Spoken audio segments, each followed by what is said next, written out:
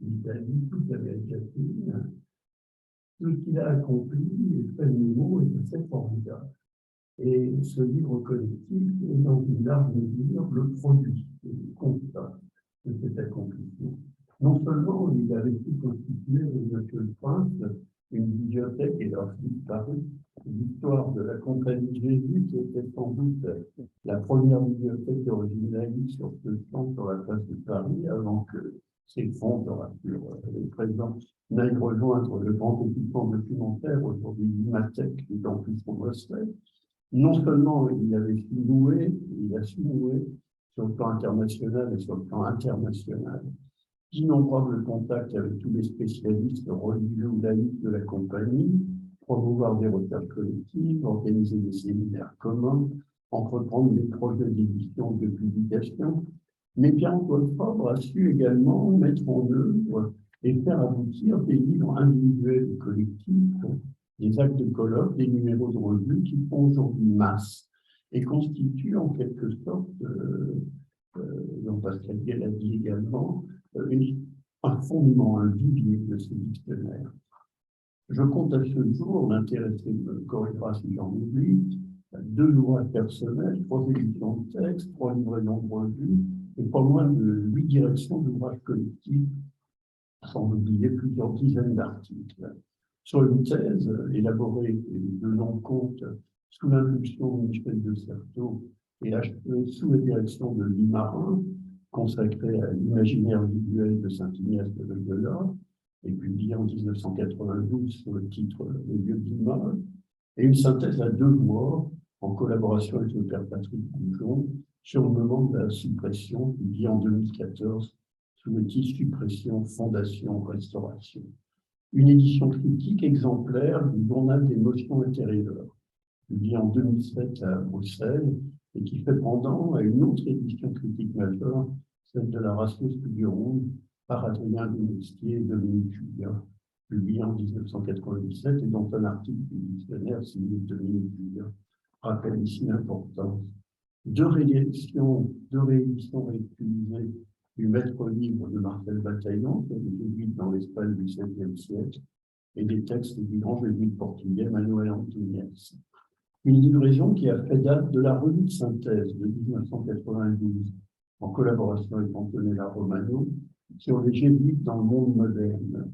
2 livraisons des mélanges de l'école française de Rome, en 2014 sur la suppression et la restauration de la Compagnie de Jésus, en 2021 avec Jean-Pascal Guay ici présent, sur l'histoire de la théologie dans la Compagnie de Jésus. Enfin, des ouvrages collectifs qui constituent, me semble-t-il, autant d'étapes essentielles du présent dictionnaire et qui associent les spécialistes les plus éminents du genre. En 2007, à Brescia, les stratégies politiques et religieuses de la Compagnie de Jésus sous Claudio Acquaviva, en collaboration avec Antonella Romano. En 2010, à Rennes, les 2 volumes des anti-jésuites avec Catherine Maire. En 2014, à Mexico, la Compagnie de Jésus en Amérique latine. En 2014, à Louvain, avec Silvia Mostaccio, Marina Capiero, Yann Demeyer et Alessandro Serra, jésuites femmes et modèles ignatiens au XIXe siècle. En 2018, à Boston, avec Flavio Turale sur Claudio Acquaviva et encore. À Leyde, en 2018, sur la controverse des rites dans le premier monde moderne. En 2021, à Rome, dans les collections mêmes de la Compagnie de Jésus, avec le père Patrick Bourdon et le père Martin Morales, la Compagnie de Jésus des anciens régimes au monde contemporain.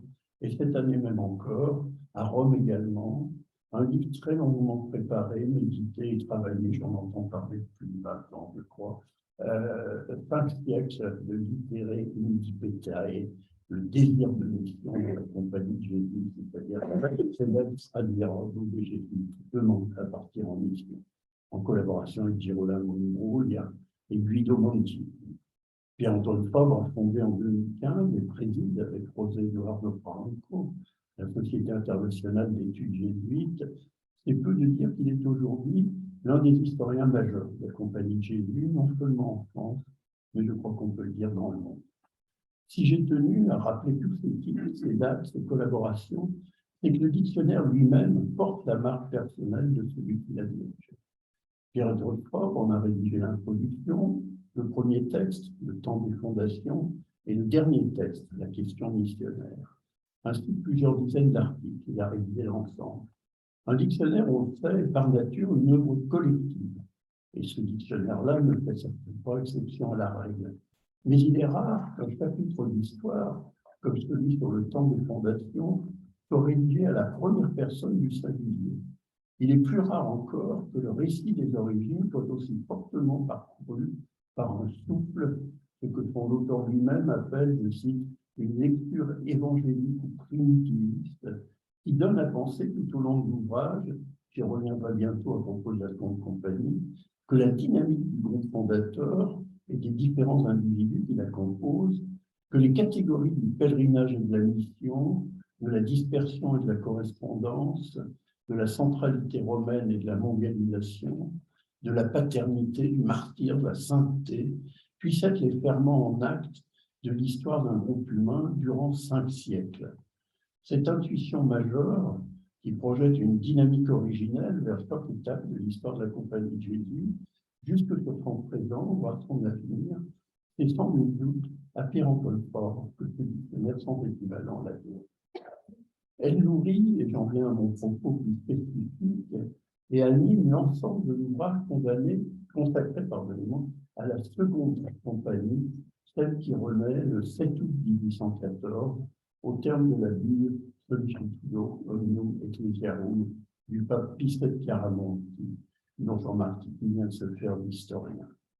Je la cite, « Élever la jeunesse dans les principes de la foi, la former aux bonnes mœurs, s'adonner à la prédication, s'appliquer à entendre les confessions et à l'administration des autres sacrements. » Tel est le triple but que par 3 fois dans le texte, le pape assigne au, je cite encore, ramor robuste et expérimenté de la Compagnie de Jésus, restaurée telle qu'en elle-même, je cite encore, dans la règle de saint Ignace de Loyola, afin de se montrer constamment et en tout lieu les dignes enfants et imitateurs de leur digne père et d'un si grand instituteur au sens du XVIIIe siècle, dit encore la Bible.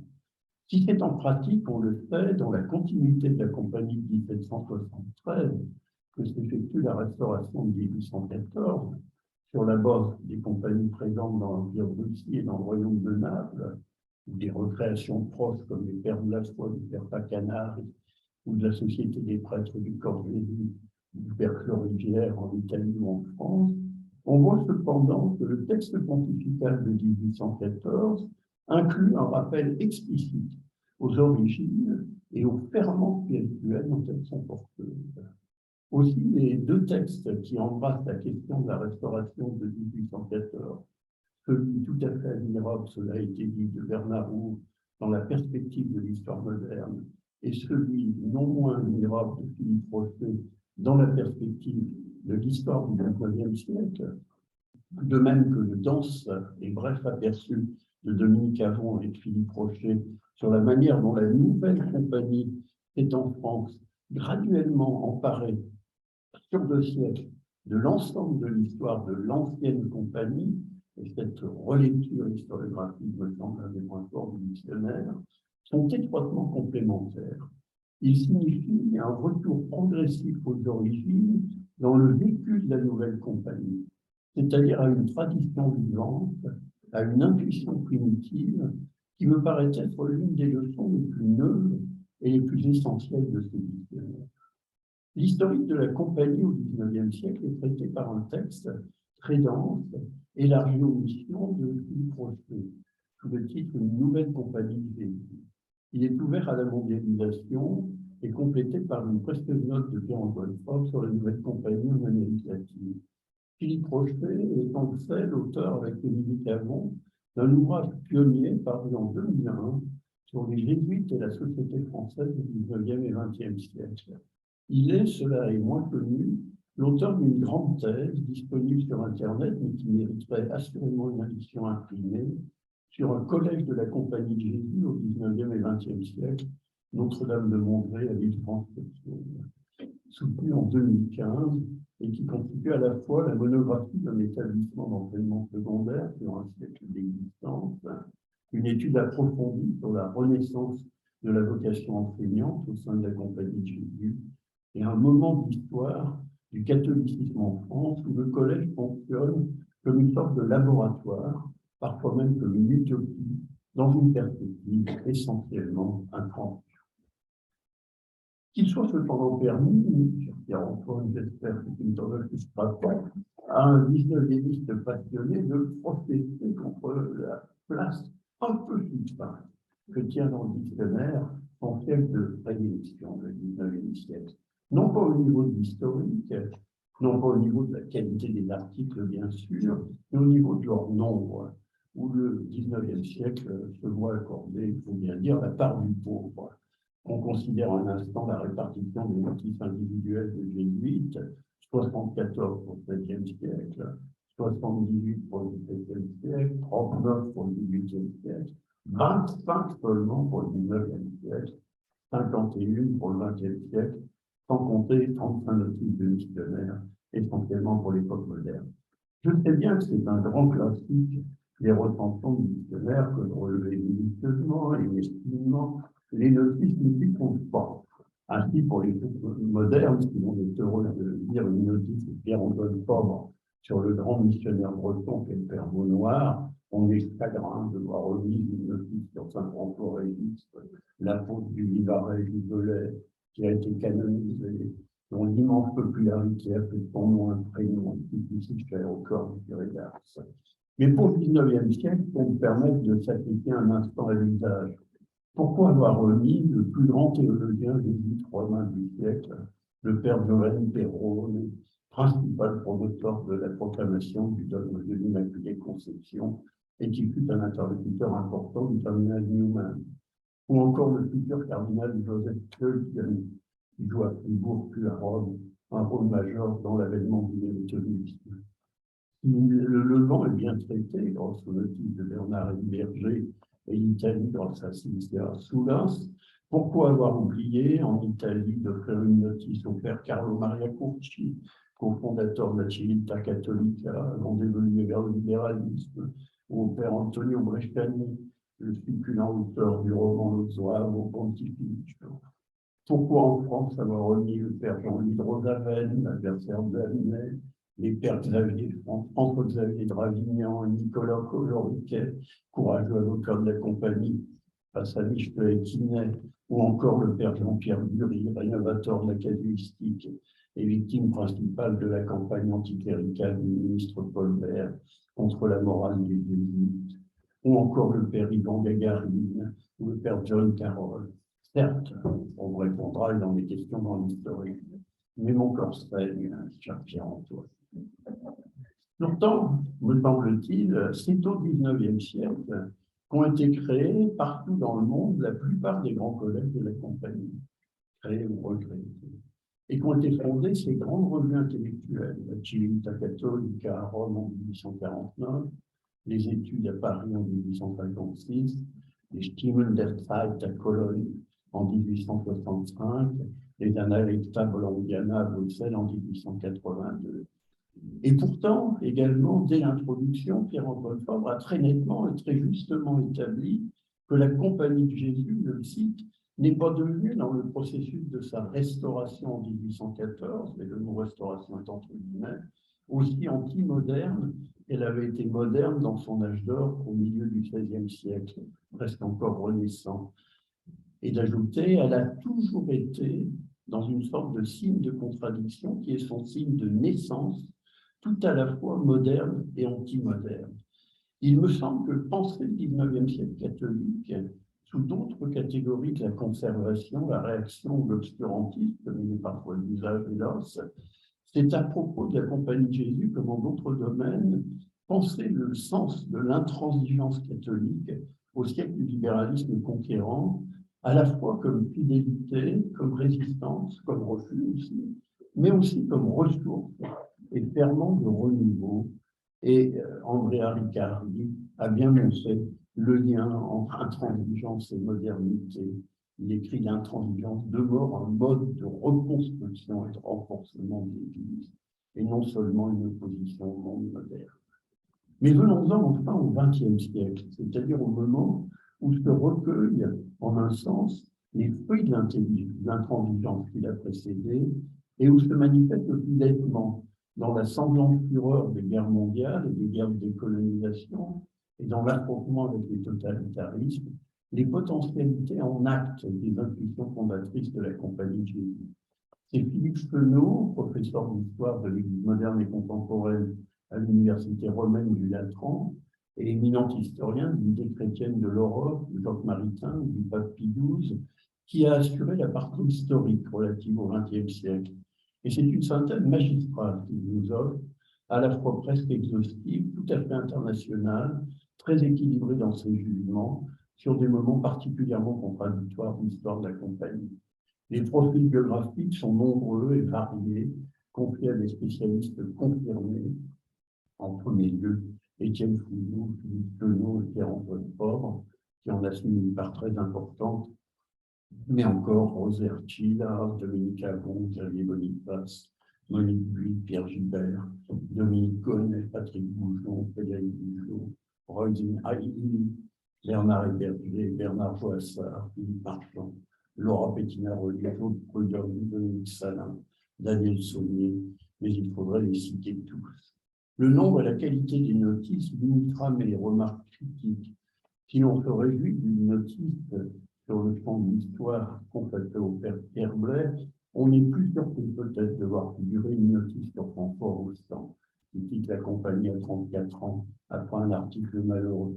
Alors même que des figures beaucoup plus représentatives de la Compagnie de Jésus en France au XXe siècle manquent, comme dans le champ de la théologie, le père Joseph de Tonquédec, moderniste silencieux, ou le père Bernard Sescoué, récemment disparu, dans le champ de la philosophie, le père Xavier Tilliette, ou dans le champ même de la psychanalyse et de l'éthique, le père Louis Bernard.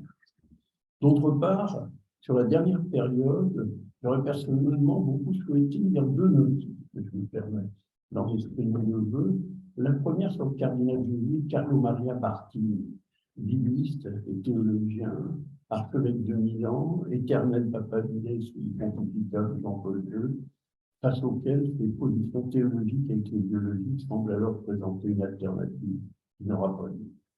Et la seconde, peut-être, sur le père Peter Hans Kolbenbach, le successeur du père Aron, comme général de la Compagnie, pendant quand même un quart de siècle, de 1983 à 2008, afin d'éclairer le devenir des Jésuites entre 20e et 21e siècle, mais ce sera sans doute pour la prochaine édition.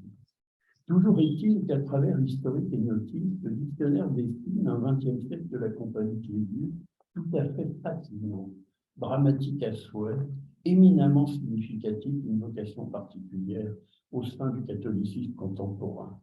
Aucun aspect de cette histoire heurtée n'est oublié. La crise moderniste et le positionnement de la Compagnie, du général Frank Xaver Werns aux anciens jésuites George Tyrrell et Henri Bremont, la Grande Guerre et la recherche d'un équilibre entre les nations belligérantes, l'entre-deux-guerres, le développement de l'action sociale et la condamnation de l'action française, la montée des totalitarismes, avec la politique concordataire, la stratégie russe aventurée du père Michel d'Herbigny et les condamnations de la fin du pontificat de Pie XI.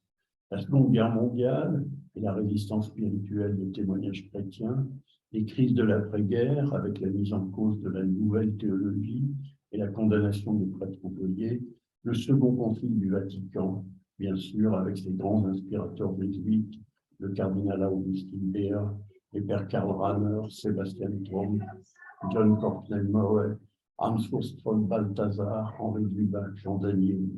L'œuvre de refondation esquissée par le général Pedro Arrupe et son désaveu par les papes Paul VI et Jean-Paul II.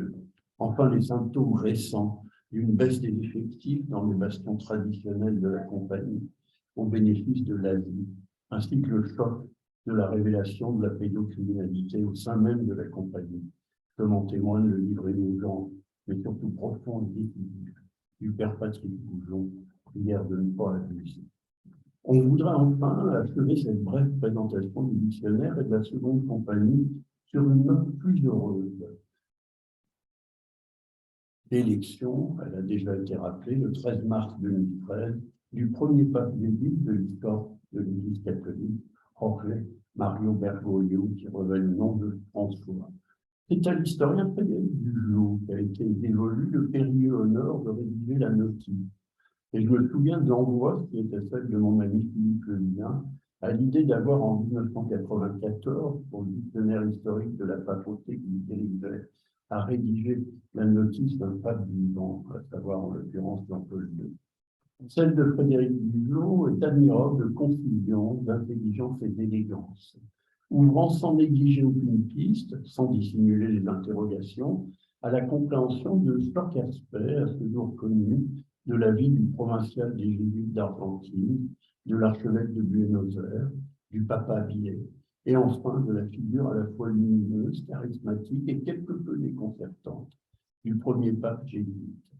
Dans son article Papauté, Olivier Poncer rappelle de son côté que lors de son élection, les médias avaient beaucoup moins insisté sur sa congrégation d'appartenance que sur son origine géographique, l'Amérique du Sud.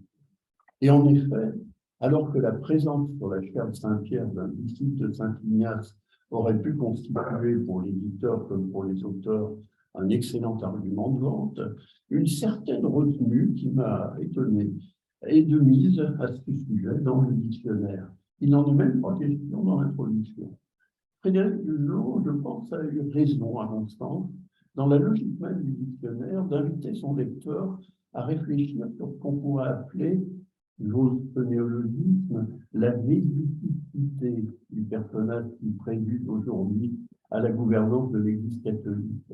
Son ouverture à l'écologie, son attention pour le judaïsme et pour l'islam, sa détestation des murs qui séparent, ceux qui construisent des murs qui seront prisonniers des murs qu'ils construisent, sa dénonciation du cléricalisme dans la curie et dans l'Église, ses prises de position pour l'accueil des migrants, son souci d'unité liturgique, son insistance sur le discernement dans le traitement du célibat ecclésiastique, de l'accueil eucharistique des divorcés remariés ou des homosexuels.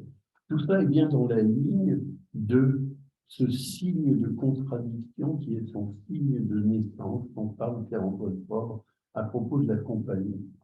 Souhaitons donc, et je conclus, bon vent à la caravelle, qui, vous l'aurez dit, sur la couverture d'un livre à tous égards enthousiasmant, emporte nos bons pères jésuites sur la mer, qui les conduira, sinon vers la Jérusalem céleste, du moins vers la Nouvelle-Grenade. Merci. Merci beaucoup, Philippe Vautry. Donc, vous avez pour répondre. Je reviens simplement juste sur une chose. Quand j'invite les limites, je n'impose pas, c'est simplement pour permettre qu'on ait un vrai temps de discussion avec le public. Voilà, on me fait une réputation de veiller strictement au temps. C'est vrai que j'ai souvent un peu honte quand on a posé cette limite, mais c'est pour permettre ensuite un vrai débat. Oui, bien sûr, parce que j'espère beaucoup aussi de toutes les questions qui seront posées. Merci vraiment à tous les deux de ces deux lectures. Il n'est pas tout à fait facile d'essayer de prolonger ces deux réflexions en essayant de les nouer. Bon, j'essaierai de le faire néanmoins dans une seconde. Peut-être tout d'abord, alors peut-être pour dire à Philippe Vautry que mon cœur saigne aussi depuis la fin de ce dictionnaire, puisque je me rends compte évidemment à chaque moment quel nom n'est pas là et qu'en particulier j'intervenais la semaine dernière à Bordeaux sur l'histoire du collège de Brugelette au XIXe siècle, m'apercevais que Ivan Gagarin, futur fondateur de la revue Études, avait fait ses débuts d'enseignement à Brugelette, et mon cœur a saigné de ne pas avoir songé à une notice Gagarine. Donc, c'est tout à la fois Enfin, c'est un saignement qui est en même temps, je crois, inévitable dans un dictionnaire qui ne cesse de courir après son histoire, hein, comme euh, Philippe vient d'évoquer le pape François. Il est tout à fait remarquable que lorsque les premières fondations de ce dictionnaire ont été posées par Benoît Pierre à la fin des années 2000, aucune entrée n'était prévue pour le pape François, qui était loin d'être le pape François, et qui était un évêque latino-américain qui traversait de plus à l'époque une période de relatif repli. Donc, rien n'imposait cette rubrique. Évidemment, quand j'ai repris ce dictionnaire à la fin des années 2010, il est évident qu'une notice sur le pape François était inévitable et j'ai fait appel à Frédéric Bougelot pour la faire. Donc, le dictionnaire est toujours, d'une certaine façon, sera toujours en retard sur son temps. Alors, je me justifie sur un seul point, c'est le point de François Roustan, parce que, d'une certaine manière, il m'importait beaucoup de rappeler que François Roustan avait été jésuite, parce que François Roustan est bien connu dans une longue carrière effectivement, post-jésuite, en psychanalyse, puis en hypnose.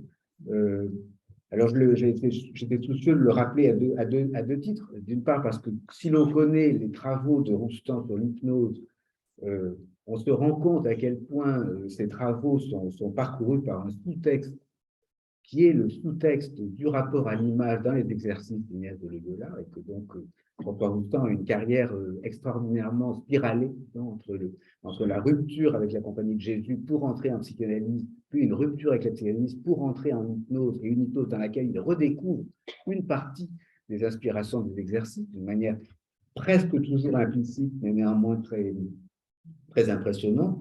Et puis, cela permettait évidemment de rappeler aussi que François Roustan était membre de la Compagnie de Jésus dans un moment particulier, qui est le moment des années 60, où d'une part, il a effectué une œuvre importante dans cette compagnie au moment où elle redécouvrait avec Maurice Giuliani et Michel Ducerceau les sources du XVIe siècle de l'histoire de la Compagnie de Jésus. Et François Roustan est tout de même l'éditeur dans la collection Christus, qui a joué un rôle majeur dans cette redécouverte des sources jésuites. Il est l'éditeur des constitutions de la Compagnie de Jésus, ce qui n'est pas rien. Et par ailleurs, l'éditeur d'un très remarquable livre sur les jésuites en Nouvelle-France, qui reste véritablement d'une grande valeur, et le tout dans une période très intense de la Compagnie de Jésus, dans ce moment immédiatement antérieur au Concile Vatican II. Donc, je me défends sur Roustan à partir de là. Je plaide coupable sur toutes les autres, sur tous les autres manques. Alors, on peut à la rigueur s'en sauver pour une part par les index, qui ont été magistralement construits par les éditions Bouquin et qui effectivement permettent une traversée de notices souterraines, je dirais, dans la partie histoire, hein, et qui compense un peu ce manque, mais qui ne le compense évidemment qu'un peu. Et puis je voudrais, en restant à la forme de ce livre, peut-être réinsister en effet sur ce qui a été marqué concernant cette hybridité entre histoire et dictionnaire. Et j'y reviens parce que si c'est une entreprise qui est effectivement singulière par rapport aux entreprises que Jean-Pascal Gay a évoquées, ou par rapport à l'énorme dictionnaire de la Compagnie de Jésus qui a été publié en Espagne en 2000, qui est un instrument de travail très précieux, mais qui n'est qu'un dictionnaire, qui n'a pas cette hybridité. Je pense que le mérite de l'hybridité a été aussi de placer, même si, et là Philippe a tout à fait raison, même si du point de vue de l'accumulation des savoirs, hein, il il reste une très forte disproportion entre la compagnie moderne et la compagnie contemporaine. Je m'en suis rendu compte, c'est dans ce même colloque de Bordeaux qui était véritablement consacré au collège jésuite au XIXe siècle, et à quel point, pratiquement près de 10 ans après le colloque que j'avais organisé à Rome avec Patrick Goujon et Martine Morales sur la restauration, la suppression et la restauration de la compagnie, on ne fait que commencer à ouvrir véritablement, à avoir ouvert de nouveaux grands chantiers sur la Compagnie de Jésus au XIXe siècle. Et il était vraiment très, très intéressant, par exemple, de découvrir que des collègues comme Bernadette Majorana, qui est une spécialiste éminente du théâtre jésuite dans l'ancienne compagnie, s'était acheminé jusqu'à Lorette au XIXe siècle pour découvrir ce que les dières de Lorette pouvaient conserver de souvenirs sur ce que c'était que le théâtre jésuite au XIXe siècle à Lorette. En découvrant d'ailleurs avec surprise que c'était exclusivement un théâtre de marionnettes. Il a laissé dans une profonde méditation. Mais ce sont ce type de chantier que l'on ouvre aujourd'hui, finalement, après cette période des années 2010, qui a été vraiment une période presque de projection d'une histoire à faire, qui était l'histoire de la nouvelle compagnie. Alors, néanmoins, je pense que ce qui reste en équilibre, c'est le fait d'avoir, dans la partie histoire, véritablement consacré de grands chapitres, en quelque sorte, à égalité, à l'ensemble de cette histoire. Et là, je pense que de ce point de vue-là, l'entreprise reste singulière dans sa lecture continue, je dirais, et elle est de plus extrêmement instructive.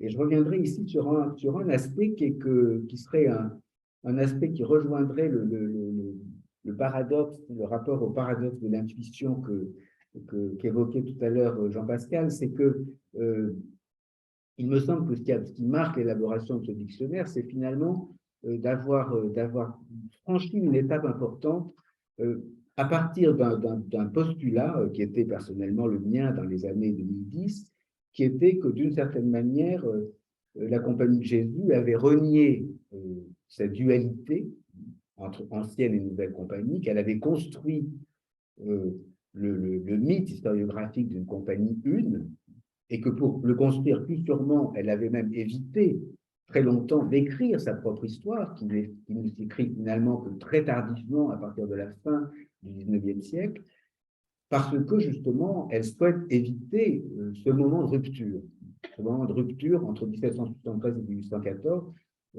qu'elle voulait en quelque sorte combler, saturer.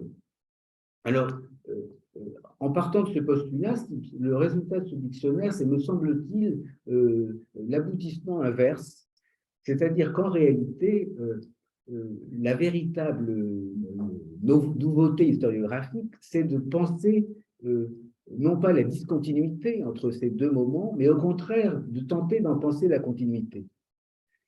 Puisqu'au fond, la discontinuité, c'était peut-être la meilleure manière, lorsque la Compagnie de Jésus a voulu se restaurer à l'identique, c'était peut-être la meilleure manière finalement de se restaurer à l'identique que d'avoir été brutalement interrompu en 1773 et de renaître à l'identique 40 ans plus tard. Or, l'histoire n'est pas celle-là, mais la Compagnie de Jésus, d'une certaine façon, pendant sa suppression qui est beaucoup moins longue qu'on le croit, dans une restauration qui est beaucoup moins rapide qu'on l'a pensé, eh bien, cette Compagnie de Jésus, elle cultive en quelque sorte une infinie série, un infini feuilletage de ruptures et de continuité. Elle ne cesse d'être expulsée, interdite, chassée, elle ne cesse de revenir, elle ne cesse d'être restaurée pour mieux être redétruite. Et donc, l'histoire de la relation entre suppression et restauration, c'est l'histoire de la Compagnie de Jésus. Ce n'est pas l'histoire de cette période charnière entre le XVIIIe et le XIXe siècle. Et finalement, je pense que l'un des acquis de ce dictionnaire, c'est vraiment d'entrer complètement dans cette histoire d'une série de fractures multiples qui font l'histoire de cet ordre. Et de ce point de vue-là, il y a en étant moi-même lecteur de ce dictionnaire, en révisant les épreuves cet été, je faisais une expérience tout à fait passionnante de quelque chose dont je ne m'étais pas rendu compte, c'est que ce qu'on appelle souvent, ce qu'on constate, ce qu'on loue aussi sur la richesse de la formation des jésuites au XIXe siècle et au XXe siècle, est très souvent lié à leurs exils. Autant d'exils, autant de reprises de nouvelles études. Autant d'exils, autant de connaissances de nouveaux milieux. Rotan, par exemple, l'un des grands généraux du XIXe siècle, a une première carrière faite de ces mouvements de migration, de reprise, de réenracinement, qui font aussi la complétude de sa formation. Il est extrêmement intéressant de relire toutes ces petites notices sous l'angle de ce rapport à l'exil. Et non pas d'un rapport à l'exil qui serait un rapport au grand exil de la suppression de 1773, mais un rapport à une multitude de petits exils qui traversent toute cette histoire. J'évoquais le général Rotan, mais j'aurais pu évoquer aussi Alberto Hurtado, grande figure de la Compagnie de Jésus chilienne au XXe siècle, dont là aussi la formation complexe, très riche, est liée à de multitudes de migrations. Donc, il me semble que l'acquis ici du dictionnaire, de l'histoire et du dictionnaire dans sa partie histoire, c'est peut-être d'être parvenu vraiment à une autre maturité, disons, de la relation entre suppression et restauration. Alors, peut-être aussi, maintenant, pour tenter de vous répondre à tous les deux d'un même coup, peut-être que on pourrait repartir de ce passage de l'introduction qu'avait la gentillesse de rappeler Philippe et qui est un passage qui m'importe beaucoup, même si je suis d'accord avec Jean-Pascal sur le fait que ces termes de modernité et d'antimodernité sont des termes qu'on utilise, qu'on ne cesse d'utiliser par provision, mais qui là présentent une certaine commodité, c'est-à-dire effectivement du signe de contradiction comme signe de naissance, et plus précisément du fait, et c'est là qu'est d'une certaine façon l'exceptionnalité de la Compagnie de Jésus, en dehors du fait d'avoir été supprimée par un pape et restaurée par un autre pape, qui est une autre singularité notable dans l'histoire des institutions religieuses, et d'une certaine façon d'avoir été supprimée et restaurée est une exception notable dans l'histoire des institutions en général. Mais par ailleurs, ce qui est tout à fait remarquable, c'est le fait que ce soit un ordre qui est radicalement moderne dans le moment où il naît comme le dernier grand ordre, mais celui qui est en quelque sorte absolument contemporain du second XVIe siècle, et qui est le seul, de certaine façon, à l'être, mais qui immédiatement est tout à la fois donc véritablement au cœur de ce qu'on a appelé historiographiquement la réforme catholique, mais qui est également au cœur de ce qu'on a appelé la contre-réforme catholique, puisque c'est aussi l'ordre qui se trouve directement exposé à la réaction aux réformes comme l'autre et le grand événement de la modernité européenne. C'est donc un ordre qui est véritablement consubstantiellement, ce que j'appelais son signe de contradiction, qui est consubstantiellement moderne et antimoderne. Et c'est à partir de là, et là je répondrai à Jean-Pascal sur ce plan, c'est à partir de là qu'il me semble que la question des missions d'évangélisation est centrale, mais elle est centrale si on la considère du point de vue de l'hégémonie européenne, et non pas du point de vue d'une perspective globale, selon un modèle historiographique contemporain. En effet, là où il me semble que véritablement, on pourrait dire le coup de génie d'Ignaz de Loyola dans les années 1540, c'est de percevoir que le développement ultra rapide qui sera celui de la Compagnie de Jésus dans les territoires extra-européens, c'est d'une certaine façon la meilleure manière de tenter de résoudre en quelque sorte sa contradiction, puisque le développement des missions d'évangélisation, c'est à la fois comme mission d'évangélisation moderne, c'est-à-dire pas du tout ces missions franciscaines ou dominicaines qui, jusqu'au tout premier XVIe siècle, vivent sur des modèles qui sont ceux de l'Église primitive, qui sont ceux du retour à l'Église primitive. En réalité, la Compagnie de Jésus, lorsqu'elle s'embarque dans un navire de ce genre, elle a une perspective absolument novatrice dans sa conception, et c'est une conception qui sera évidemment très amplement glosée concernant l'accommodation, puis le développement de la querelle des rites, auquel Philippe a fait référence tout à l'heure. On a donc quelque chose qui est d'une modernité radicale dans l'expansion de ces nouvelles missions, mais c'est en même temps la réponse aux réformes. C'est-à-dire, c'est la réponse par la conquête du monde à la perte de l'ordre. C'est la réponse par l'expansion mondiale à la fracture du grand schisme de la réforme. Donc, il me semble que dans la promotion des missions d'évangélisation, on a un mouvement, et c'est là que je parle d'un coup de génie, c'est un coup de génie qu'a eu Ignace, que n'a pas eu, par exemple, son ami Carafa, bien qu'étant devenu pape, ne le plaignons pas, mais on voit très bien qu'entre les futurs jésuites et les futurs théatins à Venise dans les années 1530, où beaucoup de choses se jouent et se discutent, eh bien, il y en a un qui est en train de faire le choix des missions d'évangélisation et l'autre qui est en train de faire un choix différent, qui sera celui de l'ordre des théatins, qui restera profondément italien et qui ne jouera pas cette même carte. Donc, je pense que cette carte-là, elle est centrale parce qu'elle est vraiment ce qui tente de concevoir ensemble cette nouveauté radicale de la Compagnie de Jésus en 1540 et en même temps la manière dont elle est véritablement le fer de lance de la contre-réforme, en ce sens qu'elle est la tentative de penser à l'échelle universelle ce qui ne peut plus se penser dans l'unité d'une Europe perdue comme chrétienté unique. Donc là, je crois que ce dictionnaire, il rend compte, hein, et de ce point de vue-là, c'est quelque chose qui est un aspect auquel j'étais beaucoup attaché, non seulement dans cette entrée mission d'évangélisation qui marque l'un des grands chapitres, mais aussi en multipliant au plus possible, disons, les notices qui promenaient, disons, les jésuites dans le vaste monde. Mais il est évident que c'est quelque chose qui ne se confond absolument pas avec un modèle globalisant. C'est justement véritablement le fait de concevoir cet effort des missions d'évangélisation du point de vue d'une Europe chrétienne en crise, qui est celle du second XVIe siècle.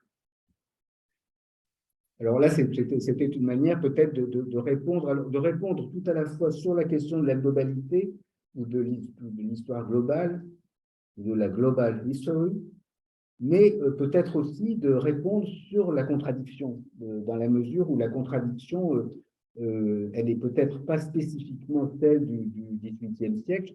Je rappellerai d'ailleurs de ce point de vue-là effectivement l'importance de ce que tu indiques, Jean-Pascal, sur le caractère très nourri de ce grand chapitre sur le XVIIIe siècle qui jusqu'ici avait peu d'équivalent. Mais il me semble que la question de la contradiction dans l'histoire de la compagnie, elle doit être travaillée très radicalement, je dirais, à partir de sa fondation. Alors peut-être pour conclure cette intervention et laisser du temps à la discussion à laquelle j'espère et aux questions auxquelles j'espère que nous répondrons tous les trois, je dirais volontiers ceci, c'est que l'une des choses l'une des questions que je me suis posée sans cesse en fait dans ce travail et dans le fait d'une part d'une espèce de multi-dialogue avec le grand nombre d'auteurs que mobilise ce dictionnaire. Agnès Hirst qui est là on sait quelque chose quand il s'agissait d'envoyer les contrats et de les recevoir signés. Donc, c'est une entreprise complexe à tous égards, étant donné le grand nombre d'auteurs. Donc, il y a eu ce multi-dialogue, mais qui m'a aussi, finalement, qui me portait à la question suivante, pourquoi tant de gens s'intéressent à l'histoire de la Compagnie de Jésus alors, on peut répondre, comme je l'ai fait, pour les raisons pour lesquelles je m'y suis intéressé moi-même, c'est-à-dire en faisant un pari sur cette institution d'exception pour tenter de penser l'histoire de la modernité européenne et mondiale. Donc, c'est une réponse qui se tient. Mais, à mon sens, il y en a une autre. et une autre qui m'est apparue à travers ce qui ne cesse de parcourir ce livre, qui est l'antigésuitisme. Martin Dumont rappelait en introduction aimablement les honneurs dont on couvre les jésuites chez Michelet, Quinet ou d'autres. La question de l'antigésuitisme, elle est véritablement centrale. Elle est centrale parce qu'elle est aussi vieille que la Compagnie de Jésus. Elle est tellement aussi vieille que la Compagnie de Jésus qu'au XIXe siècle, dans l'une des premières tentatives qui se fait,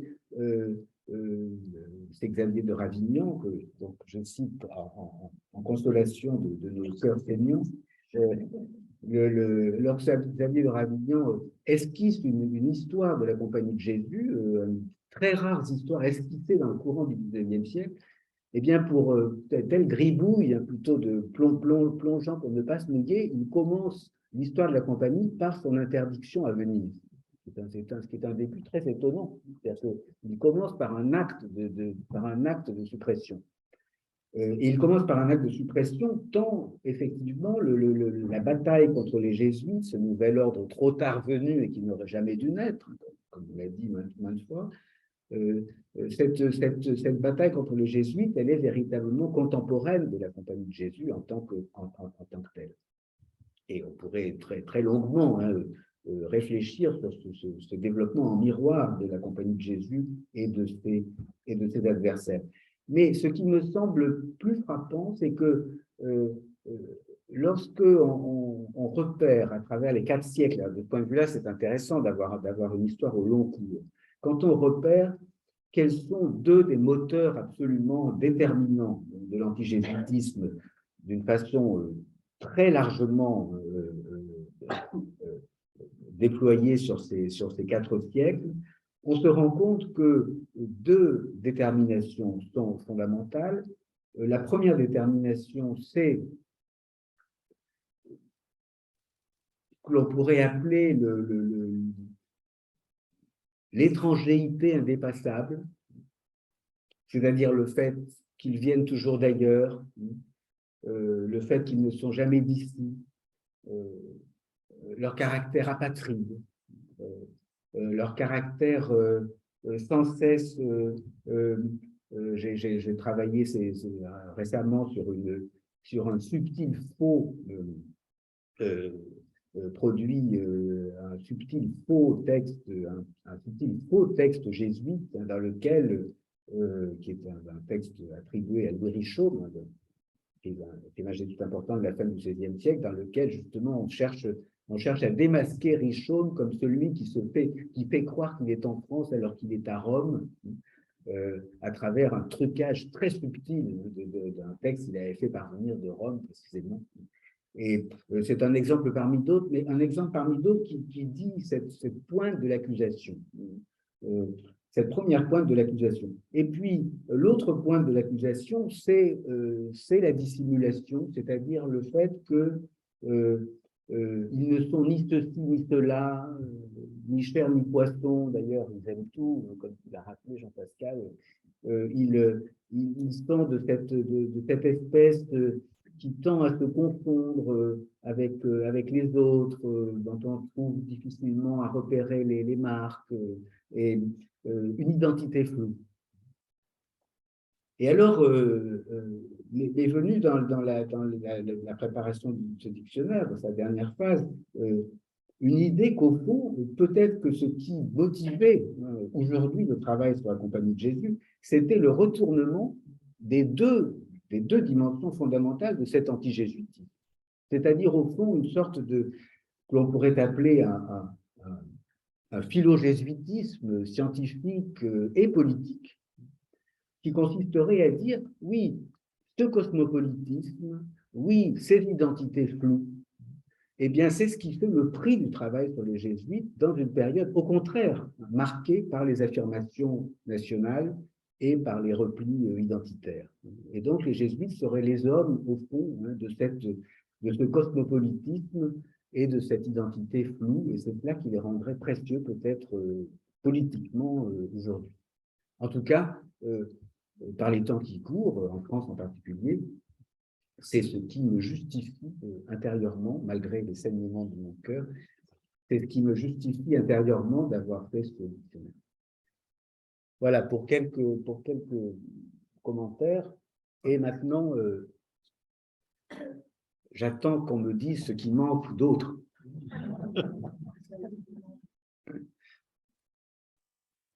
Merci beaucoup, Pierre-Antoine. Donc, il nous reste une petite demi-heure, plutôt 25 minutes, pour des questions. Donc, allez-y. Alors, s'il était possible de poser des questions courtes. Voilà. Pour pouvoir faire des réponses longues. Non, c'est bien.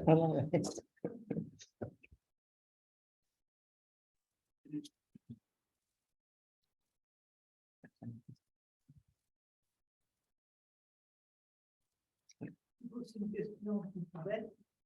Comment tu expliques qu'il n'y a jamais eu de généralat français?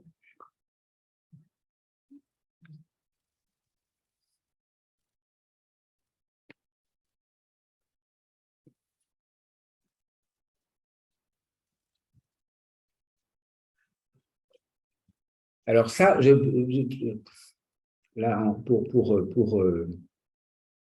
répondre rapidement,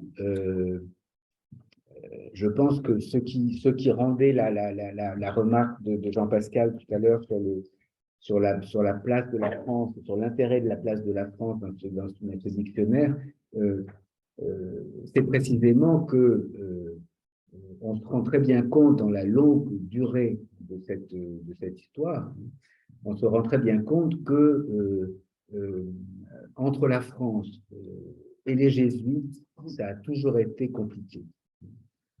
Ça a toujours été compliqué, précisément parce que s'il y a bien un lieu où on soupçonne les jésuites d'être toujours en train d'arriver de Rome ou de se préparer à repartir, chassés ou pas d'ailleurs, si ça se passe comme ça, c'est parce que quelque chose dans ce qui s'affirme très tôt dans ce qu'on a appelé le gallicanisme fait que la possibilité d'un généralat français de la Compagnie de Jésus serait quasiment un oxymore, c'est-à-dire que on serait dans un moment. Alors si cela avait été le cas, la face, sinon du monde, du moins du catholicisme, aurait probablement été différente. Mais quelque chose, et le meilleur, pour vous en donner une illustration très parlante, c'est que je me suis intéressé dernièrement à la très longue carrière posthume du cardinal Bellarmin, vous savez, mort en 1625, mais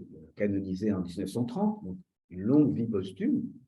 L'une des raisons qui fait que cette vie posthume est si longue et cette canonisation n'intervient que très tardivement, pour des raisons politiques italiennes sur lesquelles je ne m'attarderai pas, eh bien, c'est le refus absolument obstiné de la France, et y compris de la Compagnie en France, à solliciter, à appuyer la promotion du cardinal Bellarmin. Pourquoi? Parce que le cardinal Bellarmin soutient une théorie du pouvoir temporel indirect qui a été contestée de part et d'autre. C'est pour ça que sa carrière posthume est difficile de part et d'autre. Mais l'une de ses difficultés, c'est que le pouvoir temporel indirect pouvait impliquer un renforcement effectivement du pouvoir temporel direct et en partie du pouvoir des États-nations tels qu'ils s'affirment politiquement dans ces périodes. Et on voit très bien que très souvent, c'est en France que la cause échoue. On essaye de la pousser et on préfère laisser tomber parce que ça sera trop compliqué avec la France. Et ça se passe au XVIIIe siècle, au XIXe siècle et jusqu'au XXe siècle. Pour vous donner un exemple de la manière dont un généralat français reste une hypothèse théorique. Plutôt non, une hypothèse d'école, comme diraient les jésuites. Mais à un moment donné, dans longtemps, il y a eu des voix. Oui. Il y a eu des voix. Oui. Mais ça, des voix, on en a parfois. Un petit complément. Oui, complétez-moi, chers amis. La question qui s'est le plus posée paradoxalement dans l'histoire de la compagnie, c'est plutôt la question inverse, c'est qu'en fait, il n'y a pas une compagnie française. Il y a une compagnie autonome, ce qui nous paraît aujourd'hui évidemment une question absolument étrange, mais une question qui a été une question extrêmement forte dans la compagnie pendant le règne de Louis XIV. Et une question qui est revenue au moment de la suppression, puisque parmi les échappatoires qui ont été envisagés par un certain nombre d'élus au moment des débats sur la suppression en France, c'est justement de scinder la compagnie en une série de compagnies nationales en s'appuyant sur la base des assistances. Parce que déjà, la création des assistances était quand même une évolution un petit peu majeure du point de vue de la géopolitique interne de la compagnie. Donc la question, elle est vraiment géopolitique. Les questions de géopolitique interne, c'est une question que Capucine du XXe siècle de la fin du XIXe et du XXe a beaucoup éclaté. Donc, qui sont quand même restées très, très, très déterminantes et au cœur, pour le coup, de la dialectique entre la compagnie, l'Église et les pouvoirs politiques. On pourrait d'ailleurs dire exactement dans le prolongement de ce que dit Jean-Pascal, on pourrait indiquer aussi que l'alternance, plutôt la présence forte de généraux espagnols ou presque espagnol, puisque Claudio Acosta, par exemple, en tant qu'émanant du royaume de Naples, relève de l'espace espagnol, que cette alternance entre généraux italiens et généraux espagnols procède d'un équilibre des forces entre deux métropoles de la Compagnie de Jésus dans l'Europe moderne, qui sont Madrid et Rome. Et Madrid en particulier, en fonction et en raison de l'expansion coloniale espagnole, qui fait évidemment de Madrid une place forte, essentielle dans la stratégie mondiale des missions d'évangélisation. Donc, effectivement, la lecture géopolitique des généralats, de leur alternance nationale, s'impose. Et elle ne passe pas par la France. Philippe? Non, je me demandais si le père Calvez avait eu ses chances à un moment donné.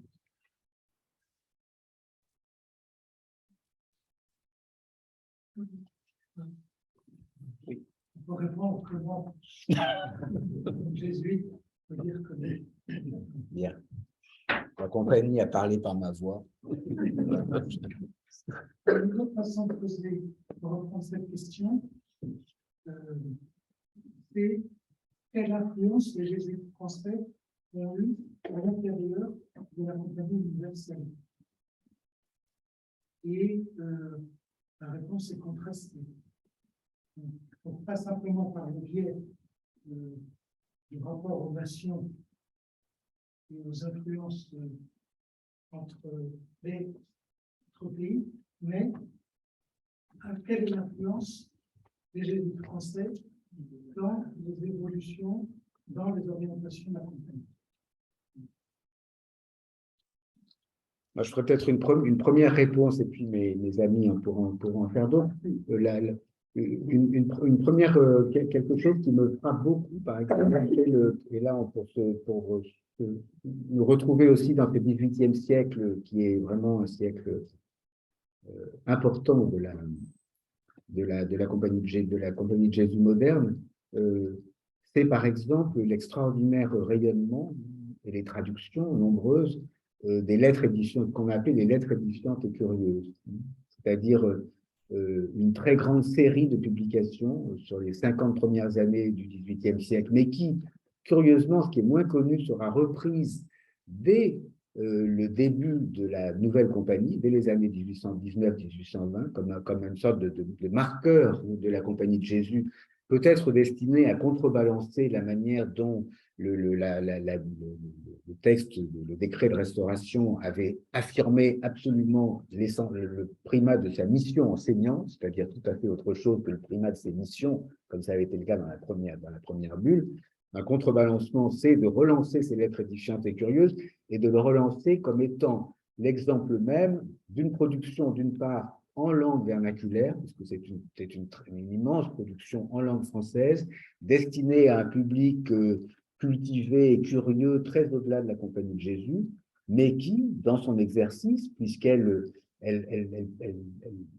publie, après d'innombrables transformations qui feraient le lieu d'un immense travail qui reste à faire, mais elle publie des lettres qui viennent de l'Inde, qui viennent de la Nouvelle-France, qui viennent de la Chine, et qui contribuent là de façon forte, me semble-t-il, dans ce premier XVIIIe siècle, à capitaliser en quelque sorte, et à capitaliser du point de vue l'être édifiante et curieuse porte bien leur nom, elles portent bien leur nom parce qu'elles portent évidemment l'apologétique une apologétique de l'apostolat jésuite, mais elles portent aussi l'accumulation de savoir de la Compagnie de Jésus dans les territoires extra-européens, en botanique, en zoologie, et dans une immense quantité de domaines, que ces lettres édifiantes et curieuses, une bonne curiosité évidemment, mais que ces lettres édifiantes et curieuses portent aussi. C'est à mon avis une première réponse qu'on peut faire, mais on peut en faire d'autres. Je vous laisse peut-être compléter ce que la Compagnie de Jésus française a apporté à la Compagnie de Jésus universelle. Non, la question n'est pas si facile que ça. Non, c'est pas facile. J'aurais tendance à dire qu'il y a un vrai décalage entre, je pense qu'il se jouerait sur le terrain de l'histoire intellectuelle, de l'histoire spirituelle et de l'histoire littéraire de la Compagnie, mais qui est aussi lié à des dynamiques d'une géopolitique de la culture dans l'Europe du XVIIe et du XVIIIe. Après, mon intuition comme moderniste, c'est que le jésuite français est à un moment, au moins à partir, disons, de la Percentaria en 1725, de la restauration de la Compagnie, la première des nombreuses restaurations après la suppression par le Parlement de Paris dans les 2 tiers de la France. Le jésuite français est un jésuite fond, parce qu'il est dans des conditions politiques qui font, politiques et religieuses aussi. Si on prend, j'ai du mal avec le terme de l'égalitarianisme, si on prend l'égalitarianisme comme un sentiment religieux, comme un talent à proposer de penser, il y a un positionnement qui n'est pas, pas analogue, il y a des négociations de positionnement avec l'idéologie, mais aussi d'une certaine manière de spirituelle, dans lesquelles les jésuites français existent, qui ne sont pas celles dans lesquelles les jésuites du Portugal, de l'Espagne, ou surtout des jésuites italiens ou de l'espace germanique existent. Voilà. Non, je suis tout à fait d'accord. Ils ont des arguments pour ne pas vouloir la canonisation de Bellarmine. Parce qu'ils ont leur voie politique, et ils ont une voie politique particulière qui est liée aux conditions de leur retour en France au tout début du XVIIe siècle, après avoir été effectivement expulsés dans les années 1590. Donc ils s'affirment, alors bien qu'étant toujours et restant constamment soupçonnés de provenance lointaine, plus ou moins lointaine, mais ils doivent afficher en quelque sorte des positions politiques et religieuses spécifiques. Et pour préciser ma pensée, ce que je pense, c'est que théologico-politique ici, c'est que le théologique comme politique n'est pas indifférent. C'est-à-dire que c'est pas en surface, c'est pas les jésuites qui seraient une chose et qui seraient une autre en public. Vraiment, qu'on a pour le coup réussi à montrer sur le gallicanisme des jésuites, parce que les jésuites ont beaucoup plus gallicants, beaucoup plus gallicants historiographiques de la Compagnie de la prétendue. Et c'est pas superficiel. Parce que il y a une vraie différence de positionnement politico-religieux et qu'on ne peut pas réduire à un cadre extérieur qui s'imposerait aux jésuites de France, qui au fond resteraient comme les jésuites espagnols et les jésuites italiens. Je pense que dans le moment de la suppression, ça joue très fortement, notamment un des objets sur lesquels j'aimerais bien qu'on travaille un jour, c'est surtout ces jésuites qui acceptent les suppressions, vraiment, qui les voient comme des actes justes, légitimes, et qui requièrent de leur part finalement le même type d'obéissance qui est celui qui sont fonctionner à l'intérieur de l'homme. Oui, tout à fait. À propos de la compagnie, j'essayais de rechercher quelques exemples. Il me semble que Jean-Pascal Guay a employé un mot très important, c'est le décalage. Parce que entre la France et Rome, le moins qu'on puisse dire, c'est que les communications ne se font pas toujours dans la même temporalité. Et je retiendrai 3 exemples. Celui du père Brosaven, c'est l'adversaire le plus déterminé de la théologie du sens commun, de l'avenir. Et il va l'emporter. Mais très curieusement, au moment où l'amener est important pour les catholiques, c'est-à-dire les années 20, il ne dit à peu près rien, parce qu'il y a une sorte d'engouement collectif, pour l'amener. Et il faut attendre les années 1830, où là, il se penche à l'oreille du père Routan et il lui explique qu'on va dans le mur avec cette théologie. Donc, il y a le premier décalage. Je retiens un second exemple, le cardinal Billot, il va avoir une influence très considérable dans les 20 premières années du XXe siècle, en passant très antimoderniste. C'est Pie X qui le fait cardinal, et il a l'oreille du pape, mais ce qu'on retient du cardinal Billot, c'est que c'est quand même le seul cardinal qui a été forcé à la démission pour son refus d'abandonner l'action française en 1926, et c'est Pie XI qui contraint. Donc là aussi, on voit un second décalage. Troisième exemple, c'est le cardinal de Lubac lui-même. Le cardinal de Lubac est écarté de l'enseignement au moment de la condamnation de la nouvelle théologie. Il joue un rôle relativement important, mais beaucoup moins que d'autres jésuites, je pense à Raner en particulier, au Concile. Et celui qui finalement donne sa pleine légitimité au sens romain au cardinal de Lubac, c'est Jean-Paul II, c'est-à-dire 20 ans plus tard. Donc là aussi, on a une espèce de décalage qui ne veut pas dire que cette pensée de Rosavenne, de Guillaume, de Lubac, dans des sens extrêmement différents, bien sûr, n'a pas été importante ni reçue à Rome, mais visiblement, ces effets politiques internes à l'Église sont toujours dans une réception déchronologisée, si je puis dire. Et c'est pour ça que le mot de décalage de Jean Pascal me semble très juste. Mais c'est un décalage entre la France et Rome, tout simplement. On pourrait ajouter, en poursuivant dans le XXe siècle, que la page concernant l'activité de la Compagnie de Jésus en France pendant l'occupation et la résistance n'est pas la page la plus sombre de l'histoire des Jésuites, pour ce qui concerne le rayonnement qu'elle a pu avoir après, et en particulier n'est pas du tout comparable politiquement à ce qu'est la situation de la Compagnie de Jésus en Italie dans la même période, puisque pour revenir au cardinal Bellarmin, le cardinal Bellarmin est canonisé finalement en 1930 parce qu'il est canonisé comme étant l'homme qui permet de penser les relations complexes entre la papauté et le pouvoir fasciste. C'est d'ailleurs pour cela, comme le disait judicieusement notre collègue et ami Martine Morales, archiviste grégorienne à Rome, c'est pour ça que Bellarmin est enterré une nouvelle fois immédiatement après sa canonisation.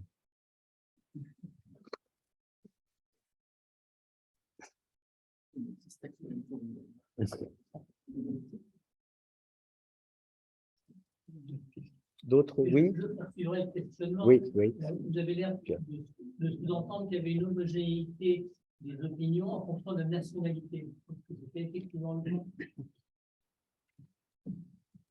Non, je pense simplement qu'il y avait il y a des configurations nationales qui déterminent des évolutions politiques différentes. Et je pense que la Compagnie de Jésus, parce on essaye finalement de répondre toujours à cette question de qu'a apporté la Compagnie de Jésus française à l'histoire générale de la Compagnie de Jésus. Il y a un moment français de la Compagnie de Jésus à l'époque de l'occupation et de la résistance. C'est quelque chose qui me semble important à spécifier, mais que je pourrais du reste étendre à l'Allemagne, mais qui se différencierait de l'Italie. On évoquait les décalages entre la France et l'Italie, c'était le prolongement de cette réflexion. Oui, il y avait une question là. Dans quelle mesure l'histoire de la compagnie vous semble-t-elle être un lieu propice pour penser une possible articulation entre le paradigme interprétatif de la constitutionnalisation et l'histoire de mission d'évangélisation? Du coup, il est opportun, que dans les travaux qui utilisent ce paradigme de la constitutionnalisation, on n'a pas fait le lien avec une mission d'évangélisation, alors que c'est une idée qui, sous forme de propagande religieuse, de ressources providentialistes de l'histoire, se trouve chez des auteurs de l'époque, je pense pas à Jésus, mais le parallèle entre Luther et Cortés serait qui rend affecté par c'est un lieu commun qui développe la charme. Oui, mais non seulement c'est un lieu commun, mais d'une certaine façon, c'est un lieu juste, en ce sens que, comme je le disais tout à l'heure, c'est vraiment l'un des leviers, disons, de la décision ignatienne d'investir très rapidement en envoyant son alter ego François Xavier en Inde dès la fondation de la compagnie. Donc, c'est un lieu juste. Mais par contre, vous posez un des problèmes les plus historiographiquement les plus difficiles qui soient, qui est celui d'une histoire comparée de l'évangélisation et des stratégies d'évangélisation dans le monde des réformes et dans le monde de l'expansion de l'Église catholique. Et c'est une des questions les plus difficiles qui soit, parce que jusqu'ici, et d'une certaine façon, je suis bien placé pour le savoir en ayant jusqu'ici, en étant jusqu'ici pas parvenu dans le cadre d'un séminaire sur l'évangélisation que j'anime à l'école des études depuis 25 ans, je n'ai jusqu'ici pas réussi à véritablement construire une histoire à la fois comparée et connectée, comme on le dit aujourd'hui, de ces différents types d'évangélisation. Tout simplement parce que, d'une part, ce ne sont pas tout à fait les mêmes moments. L'évangélisation des premiers siècles de l'époque moderne est plus massivement catholique, elle est plus massivement américaine et asiatique. L'évangélisation à partir du XIXe siècle est plus massivement africaine et océanienne, et elle est plus massivement protestante. Et on a donc des décalages géographiques, des décalages temporels, qui sont aussi des décalages linguistiques. L'accès aux sources sur l'histoire des réformes, des missions dans la réforme protestante est très difficile à faire pour tous ceux qui sont plutôt spécialistes de la France, de l'Italie et de l'Espagne que de l'Allemagne et de la Hollande. Et puis aussi, d'une certaine façon, par un héritage confessionnel, effectivement, qui fait que ce sont des historiographies qui ont été largement, très longtemps, totalement séparées. Et construire une histoire interconfessionnelle des missions d'évangélisation, c'est-à-dire reconstituer à quel point cette interconfessionnalité, cette pluriconfessionnalité, cette confessionnalité conflictuelle a une existence dès le XVIIe siècle, c'est ce qui est très difficile, c'est ce qui reste très difficile aujourd'hui à faire, mais c'est ce qui est absolument à faire. C'est ce qui, par exemple, permet de comprendre quelque chose qui m'avait beaucoup frappé dans un de ces innombrables petits traités sur la querelle des rites que j'avais lu dans les archives du Saint-Office, qui n'a pas été publié, dans lequel il y a quasiment une note de 2 lignes écrite par les partisans de la politique de l'adoption des rites confucéens en Chine, comme le soutenait une partie de la Compagnie de Jésus. Et cette petite note dit: si vous ne le faites pas, alors vous allez être dépassé par les protestants. Et ça se fait, et c'est une note qui est de 1701. Donc, vous voyez, donc on voit bien quand on entre dans le détail de l'archive, comme on arrive à reconstituer à quel point cette confessionnalisation des missions, mais elle reste très largement à découvrir en réalité, à explorer, pour toutes les raisons que je viens de dire. Donc vous posez une question difficile, mais une question d'avenir. Alors, il y a une question de Marie-Elisabeth Ducreux, et donc il faudrait qu'elle puisse parler. J'ouvre mon micro et j'espère que vous m'entendez. Oui. Je voulais juste rebondir. Bon, d'abord, merci d'avoir organisé cette présentation. Je regrette de ne pas être physiquement avec vous, mais je suis par Zoom. Et je voudrais rebondir sur ce qu'a dit, vous m'excuserez, je revenir au début de la réunion, sur ce qu'a dit Jean-Pascal Gay.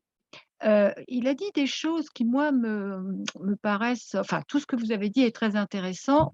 Et en fait, avant de parler de Jean-Pascal Gay, je regrette qu'il n'y ait pas, moi aussi, maintenant, après vous avoir entendu, qu'on n'ait pas fait des notices sur des jésuites d'une partie de l'Europe qui ne sont pas très connus, mais qui ont été très importants au XXe siècle, dans la seconde moitié du XXe siècle, pendant les régimes communistes. Et là, on aurait pu faire des notices sur des jésuites polonais, tchèques, tchécoslovaques, etc.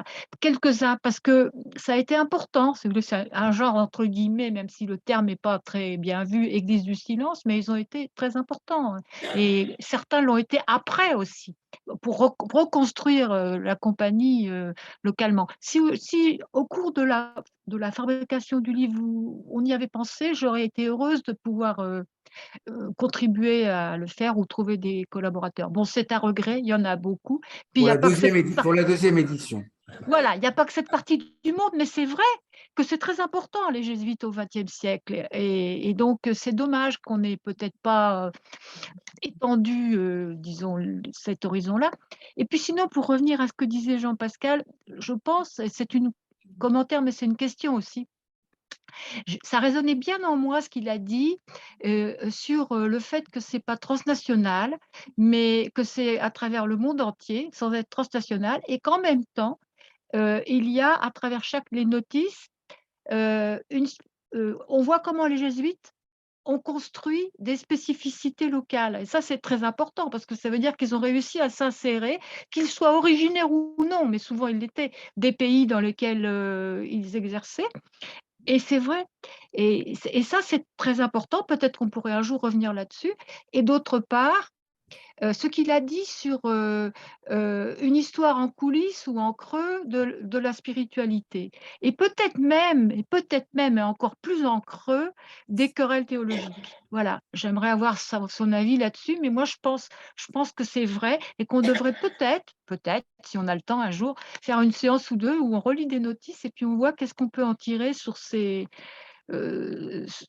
bords-là, parce que je pense que ce qu'a dit Jean-Pascal, c'est vrai. Et il y a beaucoup de choses, je ne sais pas si ça serait fructueux de tirer ce fil-là, parce que peut-être beaucoup de choses ont déjà été écrites.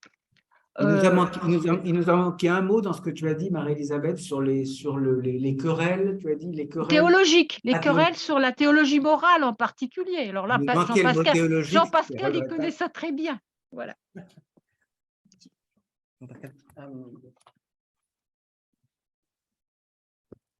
Je ne sais pas trop comment répondre ici, sinon pour dire que sur la question du processus de localisation, moi je me demande aussi dans quelle mesure, et à nouveau, l'histoire de la compagnie, l'historiographie de la compagnie a construite elle-même, nous surdétermine aussi, c'est-à-dire à quel point nos géographies internes ne sont pas surdéterminées par des récits du 19e et en réalité, si on n'a pas besoin, notamment par la période moderne, de repenser la compagnie, pas comme évidemment sur un modèle bottom-up, ce qui pour elle est impossible, quoi, mais sur vraiment une dialectique montante et une dialectique descendante. Voilà. Et notamment aussi avec des géographies différentes, avec des centralités différentes. Enfin, ça, c'est une discussion qu'on a déjà eue avec Pierre-Antoine, le rôle de Lisbonne, le rôle d'Évora, le rôle de Prague. Voilà. Les archives et l'historiographie de la compagnie renforcent un récit de pyramidalité de la compagnie qui me semble aujourd'hui très, très fragile d'un point de vue historiographique et en tout cas qui a vraiment besoin d'être réinterrogé. Voilà. Je rajouterais une chose, Jean-Pascal, qui pourrait peut-être être utile, qui n'est pas nouveau, qui a déjà été un peu fait, mais si on fait une histoire, si on suit les traductions des livres, alors là, on peut aussi voir cette polypolarité. Parce que Et c'est pour pas répondre, toujours… si tu veux, pour clore la petite discussion, moi je te rejoins vraiment aussi pour dire que le terrain de la circulation des textes spirituels que Pierre-Antoine et Patrick Goujon ont déjà beaucoup investi, et que le terrain des débats théologiques et de la géographie des débats théologiques permet certainement justement de valoriser une géographie qui soit une géographie autre que celle d'un centre avec simplement des périphéries, enfin, d'une compagnie qui se décline depuis le haut dans des réalités basses. Voilà, ce que, effectivement, pour moi, ne fonctionne pas.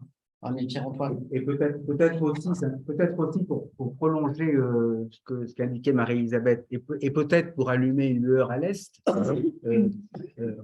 je voudrais rappeler quelque chose qui est que, d'une part, que je me souviens avoir eu de très passionnantes conversations avec le père Chilas, qui était directeur de l'Archivum Historicum Sfântu dans les années 90, qui était un jésuite hongrois, et qui nous avait parlé, à Antonella et à moi, de l'extraordinaire complexité des relations des jésuites avec le pouvoir communiste en Hongrie, mais des relations très complexes, une sorte de jeu du chat et de la souris, effectivement, qui rend l'histoire des jésuites en Europe de l'Est pendant les démocraties populaires très, très, très riche.